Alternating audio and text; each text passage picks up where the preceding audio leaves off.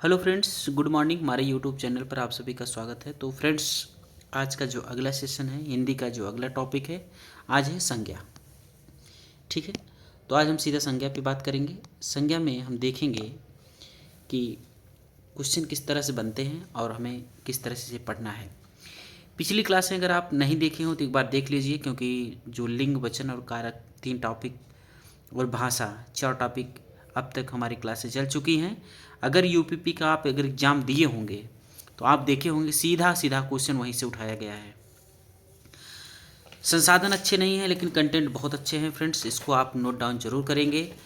हमेशा उस नोट को देख करके ही एग्ज़ाम जाएंगे।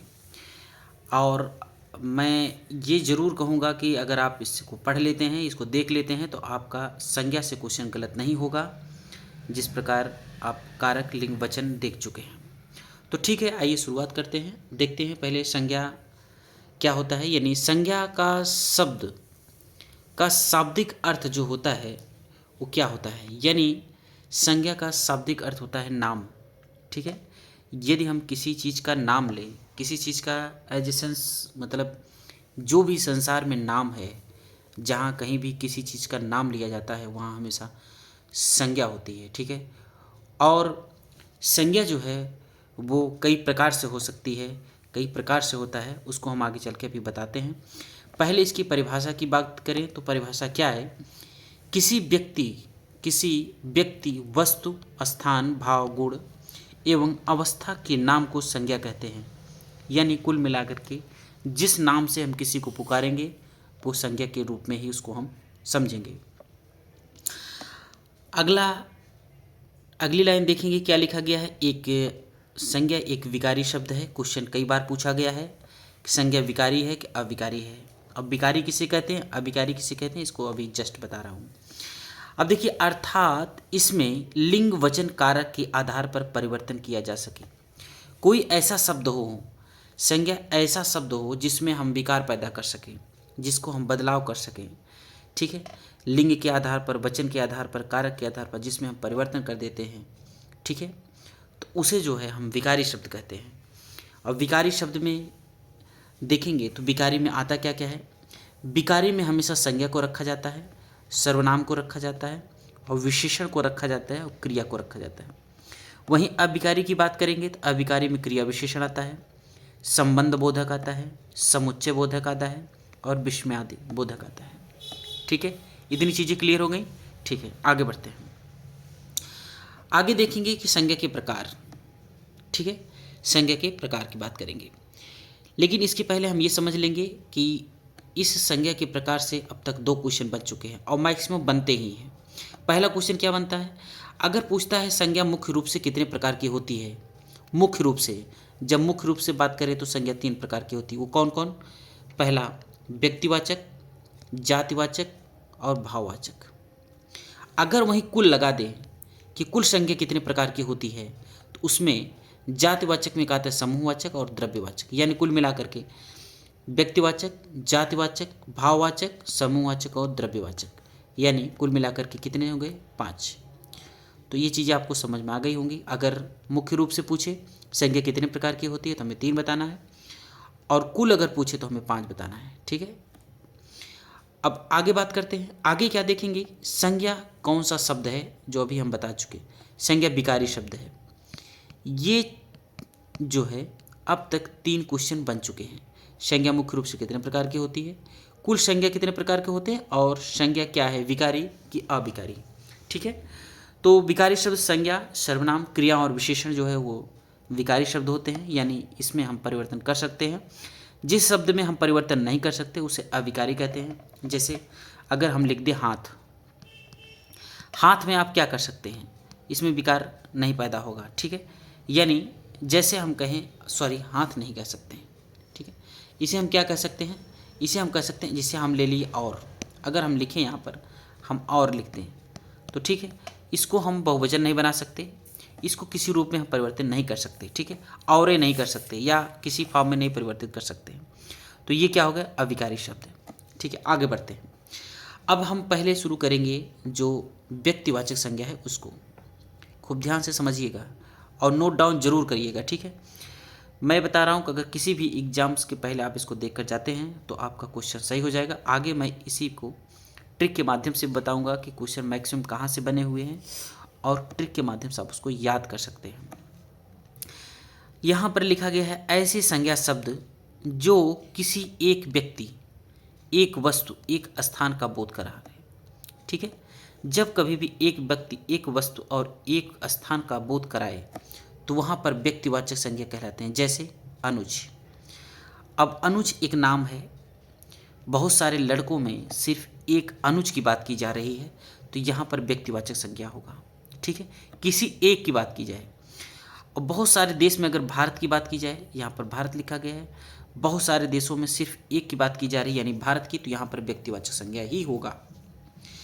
फिर ऐसे ही जैसे 4 दिशाएं हैं, दिशाओं में यहाँ पश्चिम लिखा गया है तो व्यक्तिवाचक संज्ञा है। बहुत सारी नदियाँ हैं, नदियों में यमुना का नाम लिया गया है यानी यहाँ पर भी व्यक्तिवाचक होगा। जो बहुत सारी चीज़ें हों लेकिन पार्टिकुलर किसी एक की बात की जाए वहाँ हमेशा व्यक्तिवाचक ही होगा। ठीक है, वहाँ हमेशा व्यक्तिवाचक संज्ञा ही होगा। जैसे सागर कई हैं लेकिन क्यों सिर्फ लाल सागर की बात कर रहा है। पुस्तकें बहुत हैं लेकिन महाभारत और रामायण की बात हो रही है। लिपियाँ बहुत हैं लेकिन देवनागरी लिपि की बात हो रही है।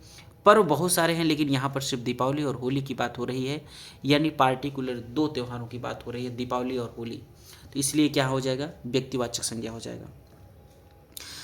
अब यहाँ हमने नीचे लिख दी है आपको समझने के लिए, इसको आप जरूर नोट डाउन करेंगे। लिखा गया है उपयुक्त किसी एक का ही बोध करा रहे हैं यानी उपयुक्त जो है वो किसी एक का बोध करा रहे हैं, इसलिए इसे हम व्यक्तिवाचक संज्ञा कहेंगे।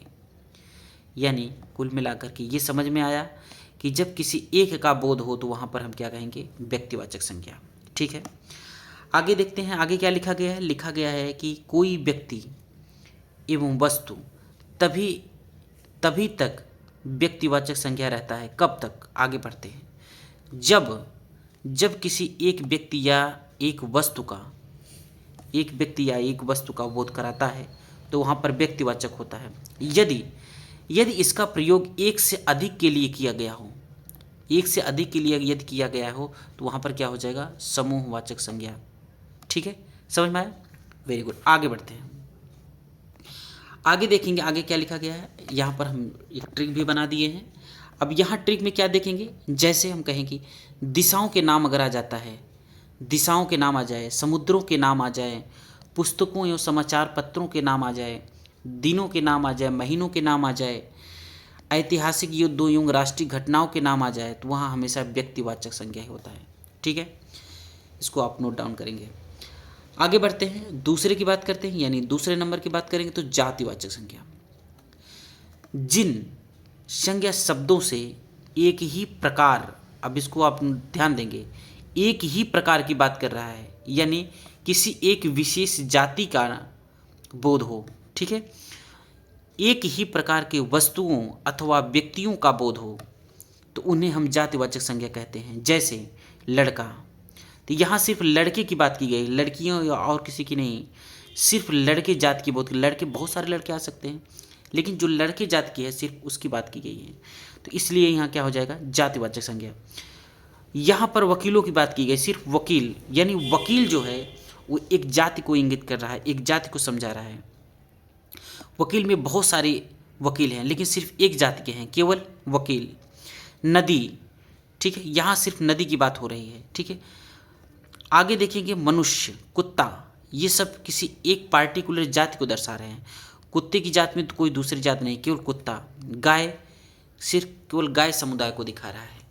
उसी प्रकार बकरी, नगर, पर्वत, सुंदर, गरीब, पहाड़, लकड़ी, पशु पक्षी, राजपाल, जुलाहा, ज्वालामुखी, वर्षा, भूकंप आदि, ये सभी सिर्फ किसी एक जाति समूह को इंगित कर रहे हैं यानी जो अपना पूरा वर्ग है उसको दिखा रहे हैं तो वहाँ जातिवाचक संज्ञा होगा। ठीक है, नीचे देखते हैं उपयुक्त सभी संज्ञा शब्द संपूर्ण जाति का बोध करा रहे हैं। ठीक है, ध्यान देने की बात है, सभी जातिवाचक संज्ञा के अंतर्गत ही आएंगे जब वो संपूर्ण जाति का बोध कराएंगे। ठीक है, अब ट्रिक में देखेंगे, ट्रिक में क्या है, जब कभी भी प्रशासनिक एवं राजनीतिक पदों के नाम, व्यवसायों के नाम, पशु पक्षियों के नाम, वस्तुओं के नाम, प्राकृतिक आपदाओं एवं तत्वों के नाम, मनुष्य जात के लिए प्रयुक्त आदि जातिवाचक संज्ञा के अंतर्गत आते हैं। ठीक है, इसको आप नोट डाउन करेंगे। आगे बढ़ते हैं। आगे अगर बात करें तो तीसरा जो होता है वो होता है भाववाचक संज्ञा। तो इसके सबसे आपको पता चल रहा होगा, तो यहाँ भाव प्रकट होता है, जो भाव की बात करता है भाववाचक संज्ञा होते हैं। भाववाचक संज्ञा में क्या है, जिन संज्ञा शब्दों से व्यक्ति या वस्तु के गुण दोष धर्म यानी दशा आदि का बोध हो तो उसे भाववाचक संज्ञा कहते हैं। जैसे हम ये कहें कि जैसे भाववाचक संज्ञाओं का निर्माण जातिवाचक या संज्ञा, सर्वनाम, क्रिया, विशेषण एवं अव्यय शब्दों में प्रत्यय जोड़कर किया जाता है। यानी अगर हम कहें कि कोई व्यक्ति मोटा है, उसमें हम प्रत्यय जोड़ दें पा, मोटापा कर दें, तो प्रत्यय जुड़ गया, तो मोटा में प्रत्यय जुड़ गया तो ये मोटापा हो गया। तो यहाँ पर क्या होगा, भाववाचक संज्ञा। इसमें भी देखिए बचपन हो गया, मीठा से मिठास हो गया, लंबाई हो गया, क्रोध हो गया, धार्मिक हो गया, निजत्व हो गया, ममत्व हो गया, बंधुत्व हो गया, मनुष्यता हो गया, मित्रता हो गया, ईमानदारी हो गई, बेईमानी हो गई। ये सब भाववाचक संज्ञा के अंतर्गत ही आएंगे। ठीक है, समझ में आया? आगे बढ़ते हैं। आगे देखते हैं समूहवाचक संज्ञा या समुदायवाचक संज्ञा। इसमें क्या कह रहा है, जिसके नाम से हमें किसी व्यक्ति अथवा वस्तु के समूहों या समुदायों का बोध होता है। ठीक है, जहाँ एक की नहीं कई लोगों की बात हो। ठीक है, जहाँ कोई झुंड में हो, कई लोग साथ में हो, समूहवाचक या समुदायवाचक संज्ञा कहेंगे। जैसे सभा कोई अकेले व्यक्ति से सभा नहीं होती है, सभा में बहुत सारे लोग होते हैं। पुस्तकालय, एक पुस्तक से पुस्तकालय नहीं बनता है, जहाँ बहुत सारी पुस्तकें रहती हैं वहाँ पुस्तकालय होता है। ठीक है, यानी यहाँ पर एक समूह को दर्शा रहा है, एक समुदाय को दर्शा रहा है। गिरोह, गुच्छा, संसद, ढेर, कक्षा, ये सब अकेले नहीं एक समूह में होते हैं, एक समुदाय में होते हैं, इसलिए इसे समूहवाचक या समुदायवाचक संज्ञा कहेंगे। आगे बढ़ते हैं। आगे क्या है, द्रव्यवाचक संज्ञा। द्रव्यवाचक संज्ञा में क्या कहेंगे, जिसके नाम से हमें किसी धातु या द्रव्य का बोध होता है उसे हम द्रव्यवाचक संज्ञा कहते हैं। या हम इसको इस तरह से भी कह सकते हैं, जिसे हम नाप, यहाँ नाप होना चाहिए। ठीक है, जिसे हम नाप की बात करेंगे, जिसे हम नाप, यहाँ प है, जिसे हम नाप या तौल सकते हैं उसे हम द्रव्यवाचक संज्ञा कहते हैं। ठीक है, इसे आप ट्रिक ही मान लीजिए, जिसे हम नाप या तौल सकते हैं उसे हम द्रव्यवाचक संज्ञा कहते हैं। जैसे सोना, चांदी, लोहा, पीतल, दूध, पानी, गेहूँ, चावल, तेल, घी, डीजल, पेट्रोल आदि। तो इसे हम नाप तौल सकते हैं, इसलिए यहाँ पर द्रव्यवाचक संज्ञा हो जाएगा। तो फ्रेंड्स, ये रहा सिर्फ संज्ञा।